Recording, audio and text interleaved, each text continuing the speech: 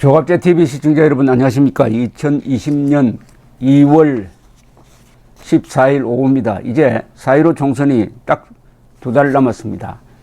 더불어민주당 하면은 그 당명이 근사해 보이는데 하는 행동을 보면은 더불어도 아니고 민주주의도 아닙니다. 더불어 함께 포용한다 이런 뜻이 아니고 우리만 민주가 아니고 독재입니다. 더불어 딱 당명 반대로 나아가고 있다는 증거가 하나 있어요. 며칠 전에 이 경향신문은 이른바 진보 진영의 매체죠. 경향신문. 거기에 정동 칼럼이 있는데 제목이 민주당만 빼고 쓴 사람은 임미리 고려대 연구교수 정치학 박사, 이분이 쓴 것을 읽고 이 더불어민주당이라는 사람이 이런 이견은 더불어 포용을 해야 될 것 아닙니까? 민주주의 국가에서 민주당만 빼고라는 이 제목이 선거법 위반이다 해가지고 필자뿐만 아니라 이 기사를 실은 경향신문 편집자까지 선거법, 공직선거법 위반으로 고발을 했습니다. 고발. 이 사실이 알려지자 이제 너도 나도 나서가지고 주로 이른바 진보 진영 안에 있었던 지식인들이 나서가지고 나도 고발하라 하는 운동을 지금 벌리고 있습니다. 그리고 민주당만 빼고를 이 검색어로 SNS에서 막 퍼뜨리고 있습니다. 이렇게 되니까 오늘 이 더불어민주당이 고발을 취소한다고 발표를 했습니다. 고발을 취하한다고 발표를 했는데 이 정도로 더불어민주당이 발칵했으면은 그럼 이 글은 아주 잔인하게 더불어민주당을 공격한 것이고 자유한국당을 편든 것이냐? 아닙니다. 이 글을 읽어보면은 이 글 쓴 사람의 성향이 좌파적 시각을 가지고 있고 이른바 촛불혁명을 적극적으로 지원하고 있는 사람임을 알 수가 있습니다. 넓게 보면은 더불어민주당과 같은 진영에 속한 사람이라고 볼 수가 있는데도 민주당만 빼고라는 이 제목이 불만이라 해가지고 항의하거나 반론을 요구하는 것이 아니라 언론사를 상대로 더구나 이 교수를 상대로 고발에 나섰다는 거, 이게 바로 더불어민주당이라는 말이 공허하다는 거죠. 어떻게 고발을 함부로 합니까? 집권당이 고발을 하면은 검찰이나 경찰이 무리한 수사를 합니다. 그러니까 정치 행위에 있어서 고발은 최후 수단입니다. 고발이 앞서면 그 정치가 안 됩니다. 그럼 검찰들은 정치해달라고 하는 건 마찬가지 아닙니까? 정당이 누구를 고발하면은 더구나 이거 언론 자유, 양심의 자유, 학문의 자유에 해당하는 부분을 검찰 수사로 가져간다. 이 사람들이 4.15 총선 때 만약 다수당이 되고 제1당이 되면 제1당이 되어가지고 권력을 더 휘두르게 되면은 이 나라에 전체주의 독재가 올 것이다. 전체주의가 뭐냐? 양심의 자유를 억압하는 것을 전체주의라고 합니다. 보통 독재는 양심의 자유는 건드리지 않습니다. 보통 독재는 그런 예고편이라고 볼 수가 있습니다. 그래서 이 글을 제가 한번 소개를 해드릴게요. 이 정도 글도 더구나 어떻게 보면 우정 어린 충고입니다.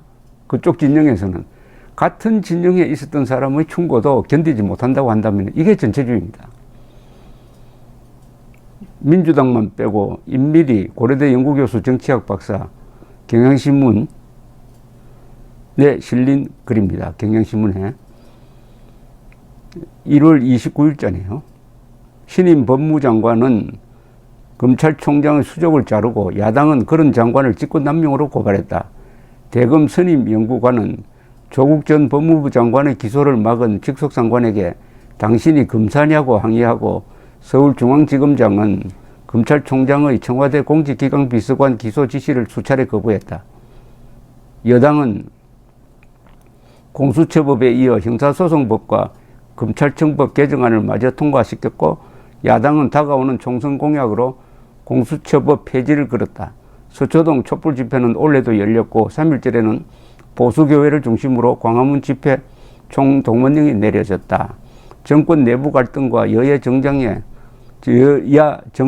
국민들의 정치 혐오가 깊어지고 있다. 총선이 코앞이지만 가까운 사이라도 정치 얘기는 건물이다. 공약이 되고 공복이어야 할 국회의원이 상전 노릇한 지 오래다. 그래도 선거 때가 되면 없던 관심도 생기고 배신당할 기대도 또다시 하곤 했다. 하지만 올해는 다른 것 같다. 깊어진 정치 혐오가 선거 열기도 시키고 있다. 제왕적 대통령제 아래서도 행정부가 균열을 보이고 국회가 운영 중인데도 여야를 대신한 군종이 거리에서 맞붙고 있다. 이쯤 되면 선거는 무용하고 정치는 해악이다.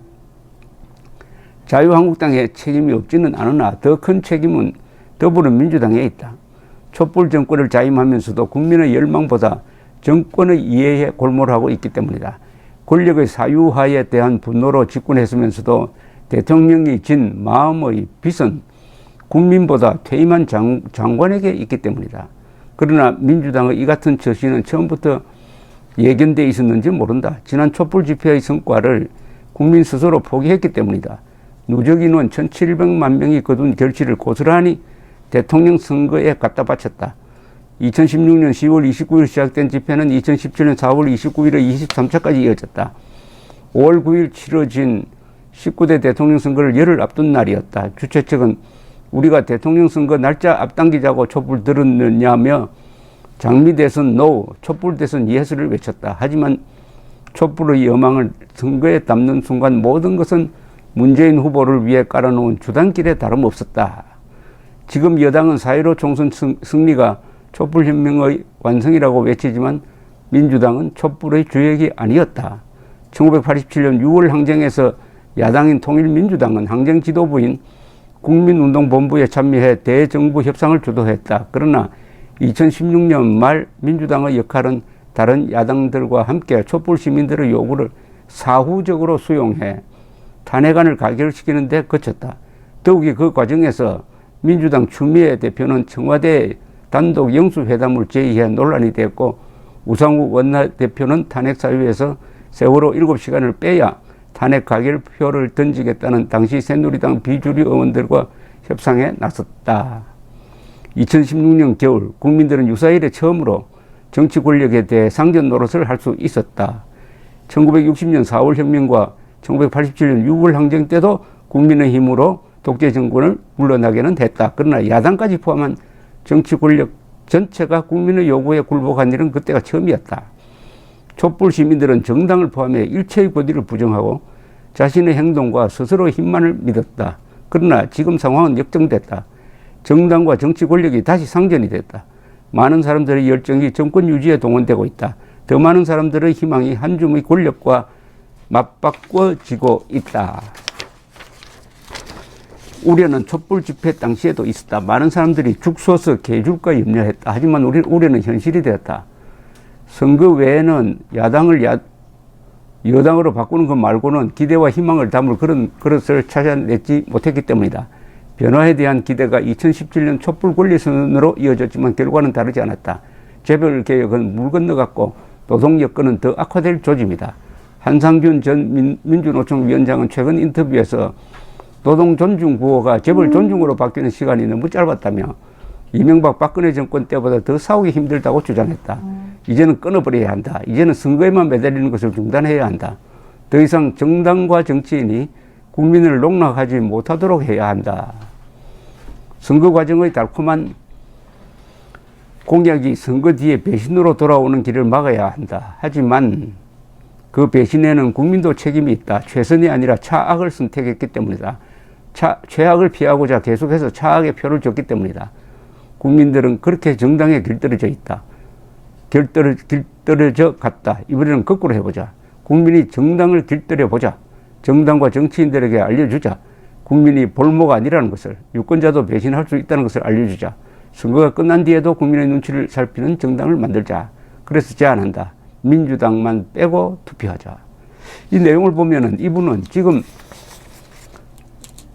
문재인 정권을 왜 비판하고 있느냐 하면은 자기들이 생각하는 개혁을 충분히 하지 않고 있다는 겁니다. 어떻게 보면은 이분은 문재인 정권보다 더 왼쪽에 있는 사람으로 보입니다.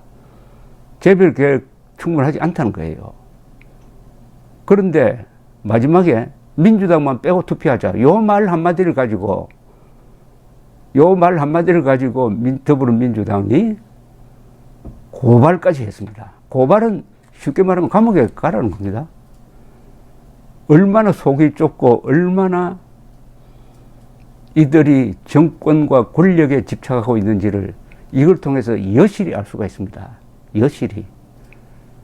이 정도의 충고, 자기 편인데 또 못 참겠다는 거예요. 이게 바로 문재인 정권이 가지고 있는 본질, 계급 독재 정권의 본질입니다. 계급 독재는 보통 독재와 다릅니다. 이념 독재입니다. 그리고 한 사람이 독재자가 아닙니다. 그 계급에 속하는 전체가 다 독재를 합니다. 정치 부분에서만 독재하는 게 아니에요. 경제, 문화, 사회, 노조, 언론, 예술, 문화, 모든 분야, 종교까지 포함해서 모든 부분에서 독재를 하려고 합니다. 이런 독재는 어떤 경우에 무너지느냐? 그 나라 안에서 더 강한 물리력을 가진 집단이 행동할 때 무너집니다. 아니면 국제 정서가 바뀌어가지고 무너지는 수가 있습니다.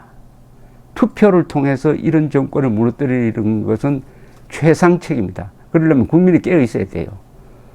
그러니까 이번 총선은 투표로 이 정권을 탄핵하는 게 되어야 피를 흘리지 않고 자유를 지킬 수 있는 마지막 기회를 살리는 것이 될 것이라는 게 이번 민주당만 빼고 투표하자는 것을 고발한 이 정권의 속성이 너무나 적나라하게 드러났기 때문에 아마 어떻게 보면은 가장 치명적인 구호를 하나 자유한국당이 만들어야 될 텐데 민주당이 만들어주고 말았습니다. 민주당만 빼고가 이번 총선에 구호가 될 조짐을 보이고 있습니다.